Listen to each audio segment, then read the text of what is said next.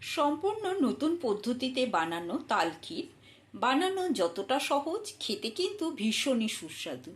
রেসিপিটি প্রথম থেকে শেষ পর্যন্ত দেখার অনুরোধ রইল। তো আমি এখানে দুটো তাল নিয়েছি। প্রথমে তাল দুটোকে ছাড়িয়ে নেব। তাল দুটো ছাড়িয়ে তারপরে ছুরির সাহায্যে তালের পাল্প বের করে নেব। বের করে নিয়ে তারপরে তোমাদের দেখাবো যে আমি তাল দিয়ে কি বানাই। তাহলে আমি তালটা আগে ছাড়িয়ে নিয়ে তালের পাল্পটা বের করে নিয়ে, আর তালের পাল্প বের করতে তো মোটামুটি সকলেই পারো। তালটা এরকম ভাবে প্রথমে ছাড়িয়ে নেব। এই তালটা কিন্তু ভীষণই মিষ্টি হবে, কেন দেখো এরকম কালো তাল কিনলে কালো তাল খুবই মিষ্টি হয়। এটা মা ঠাকুমা আগেকার দিনে সকলেই বলতো যে কালো তাল ভীষণই মিষ্টি হয়। আর তালের কালারটা দেখেছো কত সুন্দর। তাহলে আমি তালটা পুরোটা ছাড়িয়ে নিয়ে তালের পাল্পটা বের করে নিয়ে তোমাদের কাছে আসছি। ঝুড়ির সাহায্যে দুটো তালকে ভালো করে ঘষে পাল্প বের করে নিলাম। অনেকটাই পাল্প হয়েছে, এতটা পাল্প লাগবে না, কিছুটা পাল্প আমি তুলে রেখে দেবো। আর এদিকে গ্যাসে একটা কড়াই বসিয়েছি, কড়াইয়ের মধ্যে দিয়ে দিলাম কিছুটা তালের পাল্প। তালের পাল্পটা ঢেলে দিয়ে ভালো করে এবার একটু খুন্তির সাহায্যে নেড়ে চেড়ে নেব। তালের পাল্প যাতে একেবারেই শুকিয়ে আসে সেরকমভাবে নেড়ে চেড়ে নেব। কিছুটা গোবিন্দভোগ চাল নিয়েছি।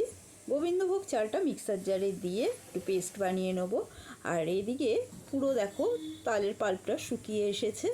এবারে এর মধ্যে দিয়ে দিচ্ছি দুধ ভালো করে দুধটা দিয়ে দিলাম। দুধটা দিয়ে এবারে একটু নেড়ে চেড়ে নিয়ে তার ওপর থেকে দিয়ে দেবো পেস্ট করে নেওয়া গোবিন্দভোগ চাল।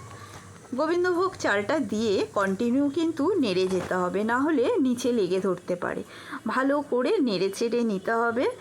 নেড়ে চেড়ে নিয়ে তারপরে কিছুক্ষণের জন্য ফুটতে দেব। কিছুক্ষণ বাদে ফুটতে শুরু করলে এবারে এর ওপর থেকে দিয়ে দেবো আমি নারকেল কোড়া দিয়ে আবারও কিছুক্ষণ নেড়ে চেড়ে নিয়ে এবার এর ওপর থেকে দিয়ে দিলাম চিনির পরিমাণটা নিজেরা বুঝে ব্যবহার করবে, কে কতটা মিষ্টি পছন্দ করো। চিনি আর নারকেল কোড়া দিয়ে ভালো করে একটু মিশিয়ে নিয়ে দিয়ে দিলাম কিছুটা ড্রাই ফ্রুটস, কাজু, আমন্ড আর কিশমিশ দিয়ে ভালো করে একটু মিশিয়ে নিলাম। মিশিয়ে নিয়ে এবার ওপর থেকে দিয়ে দিলাম এলাচ গুঁড়ো দিয়ে আবারও কিছুক্ষণ নেড়ে ছেড়ে নেব। গ্যাসের স্টিমটা লো টু মিডিয়ামে রেখেই এই ক্ষীরটা বানাতে হবে। যখন দেখবে একেবারে টেনে এসছে তখনই আমি নামিয়ে নিলাম। আজকের মতো তাল ক্ষীর কমপ্লিট।